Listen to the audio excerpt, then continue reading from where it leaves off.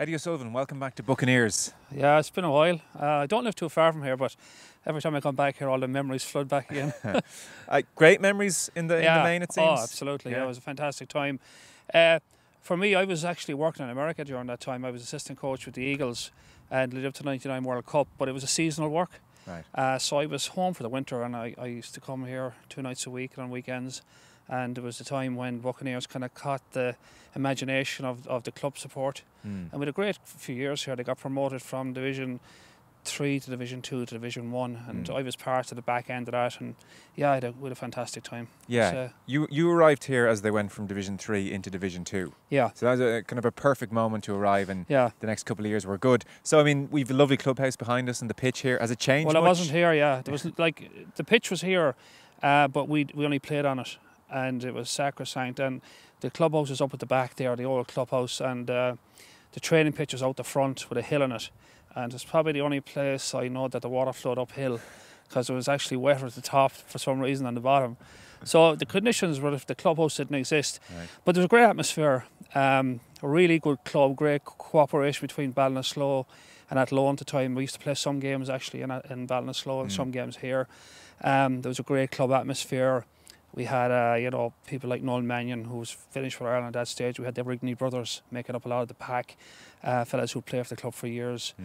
So yeah, I always have fond memories of back here, and great crowds coming from kind of 50-mile radius to see the games. You know, the place was packed here on a Saturday, great atmosphere. Nobody liked to come here and play. It was pretty visceral. So it was a great time, I must say. And the reason I finished here was because I came back from America in '99 and I got the job as assistant coach to Ireland. So it was no way I could coach Buccaneers, and the plan was to keep going, you know. Yeah, I mean, you mentioned Ballinasloe there, so it was an amalgamation of Athlone and Ballinasloe. Yeah, and we used to bring some teams to Ballinasloe and some teams here defended. Not the Dublin teams saw Ballinasloe. Pitch was narrower.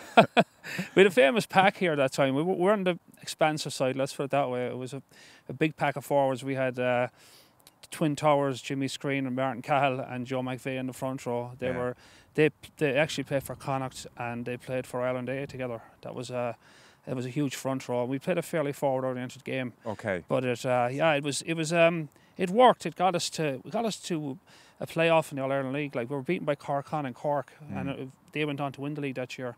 So that was our first year in Division 1. We nearly got to the dream weekend, you know. Well, that's the thing, almost a chart. So I mean, again, because people, I mean, I guess it's 20 years ago now, and people won't remember, but this was kind of halcyon days of the AIL and big crowds and games on television. So Division 3 up to Division 2.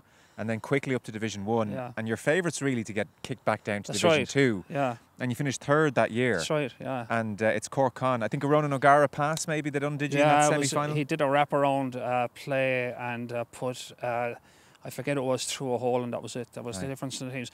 But it was a cracking game of rugby because I think it was right on the bubble till the very end. That score beat us. But it was, as I said, I remember the day out on there. There was probably... Where was that game, Temple Eddie? Hill. Right. And it was a full house, and all one side of the pitch were Buccaneer supporters. They all had the club colours, and the place was alive, and the television was there. It was great atmosphere, and I suppose it was a whole new environment for supporters in the Midlands. There wasn't ever a kind of a rugby focal point. Like, the nearest club west is in Galway, nearest club east is probably in Dublin, and then nearest club south is in Limerick. Yeah. So it kind of gathered that kind of whole energy in the Midlands, and fantastic support. You were getting 5,000-6,000 quite often to games. Oh yeah, easily. Yeah. Particularly if you had a Dublin team coming, you know, they'd love to see that. And this is where the Fields of Athlone started. People think that's the Munster anthem. Yeah. But I remember this is going back to 1997-98, just before the Heineken Cup, that after every game we'd lock the change room door and we sang the Fields of Athlone in the change room, and then the supporters would be outside, they'd hear it and they'd sing it as well. And that's where that started as an anthem. Right? Yeah, absolutely. I hadn't heard that before. Yeah, totally, yeah. And then it got picked up by Munster supporters, I think, you know, a few years later. But the Fields of Athlone was the team song here. Right. Because I mean, the way it's sometimes are often told is maybe that Heineken Cup run of Munsters in 2000, and they lost to Northampton in the final that year. Maybe that's really, kind of really registered. But you guys sang it here in the dressing room. Oh, we used to sing. It was after every game. If we won a game, you know, you weren't going to be singing if you lost. But if we won a game, slammed the changing room door, and The Fields of Athlone was the song. And the supporters then were outside. And I remember actually one game here was a big game, was that season. We played Lansdowne here. In Ballinasloe on a Saturday, and we beat them to get to play off against Cork Cons in the semi-final. And I remember there was must have been 500 people singing The Fields of Athlone after on the pitch. Wow. Because I was up in the gantry with RTE and I was Kathleen doing an interview and this broke out. So they were really, really enjoyable times. I must say, I look back at it with great fondness. So. But I guess it's not that naive is the word, but like they're simpler. There's no agendas. It's for the love of the game. Oh, totally. It's a community-based thing. Very as well. much so. And you had because the Rigneys were playing here, we had 3 Rigneys at the time in the pack, and then Colm, the youngest, he was beginning to break on the scene and then went on to have a great career with Connacht. He was very young at the time. So we had 3 Rigneys in the pack. Colm was coming through. But a lot of people from basically up around Port would come down because the Rigneys from that back of the woods. People came from Roscommon, people came from, down towards Tipperary, people came from West Galway, or East Galway. And it was a whole kind of a Midlands thing. And I don't think there was no big plan, it just happened. And I think they caught the imagination of the team. And then we had I remember it was probably the saddest time here. We had a very sad tragedy where our winger Mike Devine, who was a fantastic player, played with Connacht, really, really good winger. His younger brother passed away one day at training in Garbley College. He just on the field, he just died on the field, and I remember it kind of gutted the club. It was a horrible time, but again, it pulled everyone together. It was amazing because we had a game. Our next game, we were playing, I think, Galwegians in Galway, and we had a minute's silence, and the team, locked arms in the middle of the field, and they wore black armbands. It was a very poignant time, and you realised how tight the club were as a unit. It was a very sad occasion, but it again, the community, the pull of the community around the club was fantastic. The place the club had in the community. Totally, yeah. So you're right, it was back in the days when it was club rugby as club rugby, so it should be, the locals, everybody pitching in. Yeah, I must say, great memories. Yeah. Great memories. Because I saw one quote from you which is very interesting. You said we were here at Buccaneers around that time, pitching old school arrogance on its head. Yeah. Well, as you said, the general expectations we got. We won 2 playoff games. In fact, actually, we lost the first playoff game here, then went to Dungannon and beat Dungannon in Dungannon to get into Division 1. I have the score. So, this is to get into Division 1. You lost here in this pitch behind us because we're outside. Willie Anderson was coaching Dungannon. Is that right? And I know Willie well, so I think he thought it was in the bag at that stage. 17-7 here, and then to get into Division 1, you beat them 27-10 in the second leg away, and you were at your daughter's communion. That's right, yeah. It was... Well, it was the worst. For their most famous day. Yeah, I remember, and I couldn't. I was in Ballinasloe after the post-communion meal, and those with no mobile phones, I couldn't get the result. And I eventually got home, and Noel Mannion, Flyer, rang me. He says, "You won't believe it. We stuffed them, We were in Division 1. I couldn't believe it. And I'll never forget that. I couldn't go. I would have been shot. Yeah, okay. Listen, fair enough. And then it must have been magic going to Division 1 and turning that old school arrogance. It was an element of figure because, look, we had no business playing the big guns, the Lansdownes, the Terranures at that time, Cork Constitution, Garryowen, Shannon. They were big teams, and the IL was in full flow. You were playing against international players. They were on TV, those games. Yeah, and the international players were playing in those games. It wasn't like now where the clubs are stripped of their professional players. So, we were going into the deep end, and people thought we would get turfed out in our rear, and we didn't know. We said, look, we only got one way to find out, and we went for it. Yeah. And we got a couple of results early on. We beat Galwegians here, who'd gone up ahead of us, and at that time they had about 10 or 12 of the Connacht team. And we got a win, and then we got another win, and suddenly the kind of, the momentum. Yeah, the crowds and are the crowds, big, and I think that first year in Division 1 is weird. I think we won something I think we won 8 or 9 or 10 games, whatever. I think 7 or 8 of them were with one score. Right. So that'll tell you, and I would guarantee you that the supporters got us over the line. Right, it was incredible. Yeah, the excitement. The number of games we literally were on our goal line with 2 minutes to go and held on. That was the kind of and you see when you get those results, it just galvanises everybody. Yeah. So, and then the fields of Athenry and everything's up. Absolutely, yeah. That's great. We'll head in before we freeze because I do want to talk to you about the game at the weekend. Sure.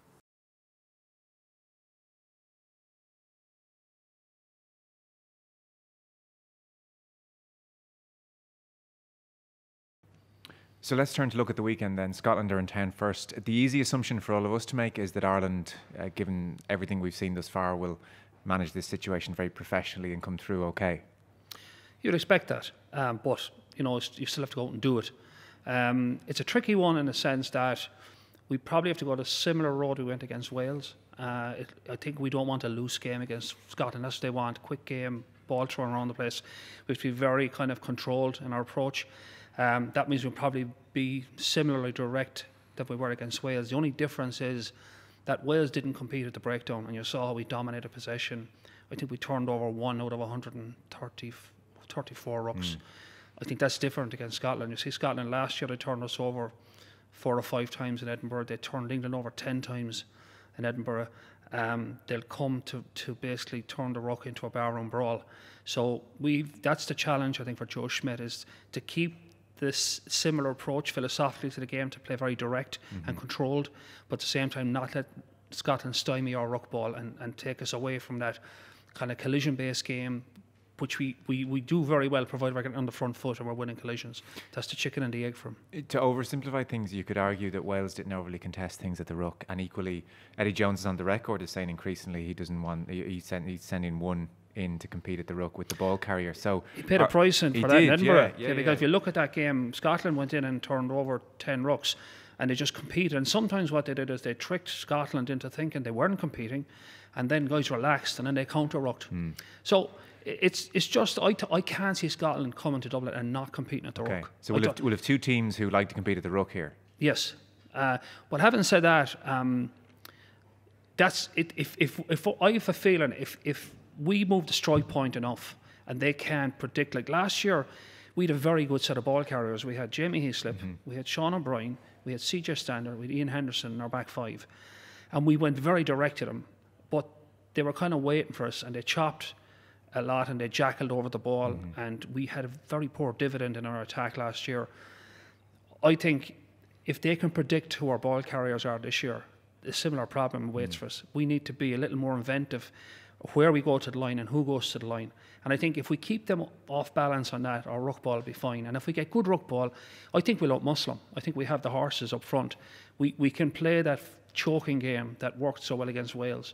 And that's why I think we'll get the job done. Now, as I say, look, we have to go and get it done. And if that goes awry, if they get into the rucks and they slow down the ball and they turn over some, then the narrative changes on the day. And they're very dangerous off turnover ball. Correct. And you can watch them on Saturday. They will speed the game up. What will happen is, for example, if they have a penalty, they'll kick the touch, they'll arrive, and the ball will be in 4 or 5 seconds. There'll be no call and set it up and delay. So Townsend's philosophy is open the game up, take risks, and if you're going down swinging. But you saw when that goes wrong, it didn't Cardiff. It's carnage. So but he seems to be happy. I think maybe he recalibrated after Cardiff anyway, because I think they're a little more, I suppose, circumspect about when they go a bit crazy, but they will loosen it up, and that's a worry for us, because if they get to play that game for 40% of the time, it could be enough. With our defence, as it's been, could be under pressure. Provided, now maybe we fix that. I was going to say, is it completely unexpected that we might come out and be very sound defensively? You'd like to think, because there is a pattern emerging of our, given the outside channels to teams to play in. Yeah.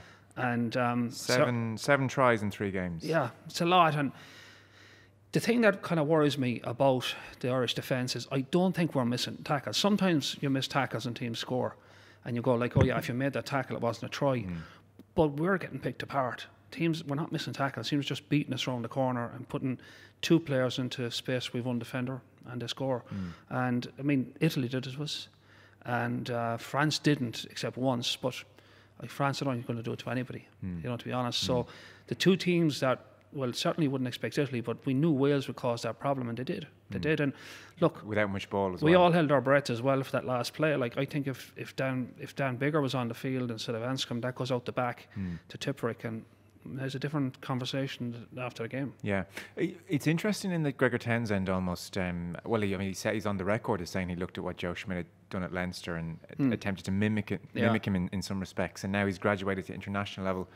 But it is interesting that Schmidt, having graduated to international level, is not quite doing what he was doing with Leinster. No. And Townsend is almost dogmatic in sticking to those principles. I wonder, will he be sitting around in a year or 2 or 3 saying, I've realised you can't quite try and do it at international level? I thought he might have felt that after Cardiff. Because I think certainly his philosophy is an open game. But I think the notion you can take that from a club environment and transfer it straight onto an international pitch. The problem at international level is the time and space on the ball is much more limited. And the guys who are very good at club level are just ordinary good at international level. You know, the gaps close quicker. And I think he might have to review, you know, when and how he goes after those type of situations. Because if they go wrong, it's a 7-pointer. Yeah. And if you 2 or 3 tries in a test game usually means it's curtains. So I think he might, as time goes on, revisit that. But I still think he doesn't want to back away from his philosophy, and I respect that. I think he has proven himself as a coach that he can instill that philosophy in Glasgow, and I think he will stay for a while with that with Scotland, and he might get it done. Yeah. But I just think that it's a double-edged sword, and Scotland are a decent team, but they're not a brilliant team. I don't think they have that calibre player all over the field. And Russell, for me, is a boom or bust 10. He can be outstanding or he can be quite ordinary. Yeah. And if he's on, maybe they get away with it. And if he's not on, they pay a big price. So that's the one end, the defensive question mark is still there for Ireland. And then finally, at the other end, you mentioned earlier there that we'll see a similar approach to the Welsh game and Ireland's physicality and directness. And will that do the job? Ireland will get 2 or 3 tries out of that again? I think they will, yeah. I think they will. I think, provided that our strike points aren't predictable and we're precise at the ruck, and we have been very precise at the ruck. Our clean outs and our ruck, basically our ruck mechanics has been excellent. But yeah, if we can keep Scotland away from the ball, I think we've enough power to wear them down. And that was the thing that struck me against Wales. There was almost inevitability about Ireland once they got 10 metres out that Wales could do nothing. And let's be honest, we have failed with that strategy against Wales in previous years, but this Welsh team are not the team of old.